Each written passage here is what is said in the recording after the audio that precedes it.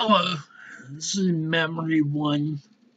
Um, it's my top of mind one. I was 15 years old, and back in those days, I was a big baseball fan. That was back when baseball playoffs started. You couldn't wait to get out of school because they had afternoon playoff games, and I was in ninth grade. I made the Cambridge uh, baseball team. I believe it was the last year they had baseball, and um, I was the last guy to make the team. Uh, in those days, I was very shy. I had some degree of bullying, so trying out was big for me. And Coach Heaton, who was a PE teacher at Cambridge. I don't know if he was doing it east at that time, but he had a practice back in April. It was deemed too cold for us to practice outside. The ground was really hard, and it was kind of crisp. And so he had tryouts in the gym, and he was hitting grounders on the gym floor. And uh, being someone who played a little bit of baseball back then, I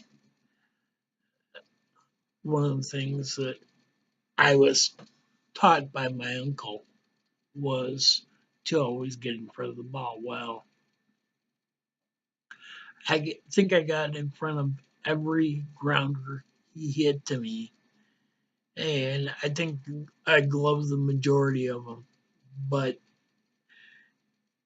the at that age, there is a little bit of he's hitting it off the gym floor. That ball's coming hard. I'm going to do an Olay and kind of feel to the side. I think I had one or two bounce off my chest, and I made the team. We won the championship. That was back in 1976. Um, During the year, with practice and whatnot, I didn't live far from Cambridge. I lived on Block Street, and after practice, I was walking out with a couple of guys that were in my grade. I think Brian Preston kind of lived that way. We were walking across the field to Maplewood near where the high school team was playing, and uh, there was earlier in the day, this particular day, I had seen the Tiger yearbook, and there was a guy in the yearbook. I think he was identified as the head of player procurement for the Tigers, Bill Lajoie. And I saw his picture in there. And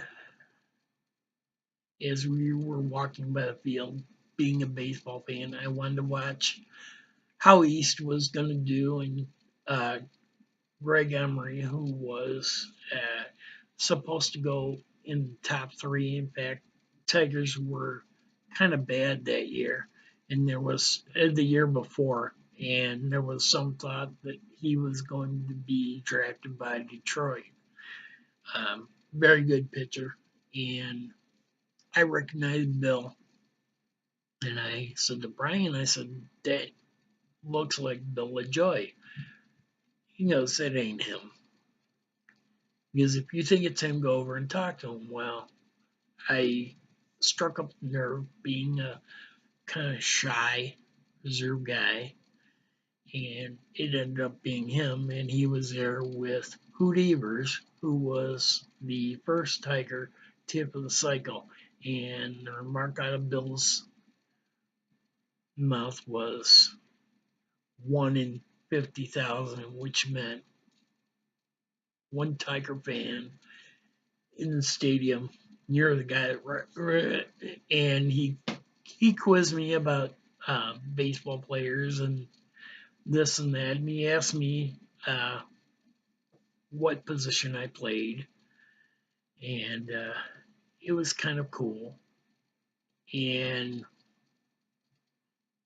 so that was my memory. I was like, he at that time he was the first and most famous person I met, and it was kind of cool.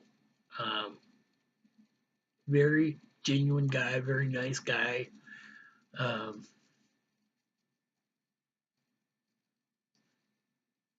Kind of an interesting slice of Garden City back in those days. I never thought I would meet somebody like that. Being such a huge Tigers fan, Bill went on to be the general manager of Detroit for many years, built up the World Series team through the scouting with the guys we know from '84 Tigers. He did things with, he worked for the Atlanta Braves after the Tigers let him go, and he went on to work for the Boston Red Sox and the Milwaukee Brewers too. I believe he was part of both the Braves and the Red Sox championships in '95 and 2002. So, he kind of disappeared from the limelight because he was not a general manager in Atlanta or Boston, but he was somebody who was involved in uh, the draft and acquiring players. Very sharp guy as far as analyzing talent. So this is my first memory, and so I wanted to share that. I have many others, a few others anyway, that I would like to share. And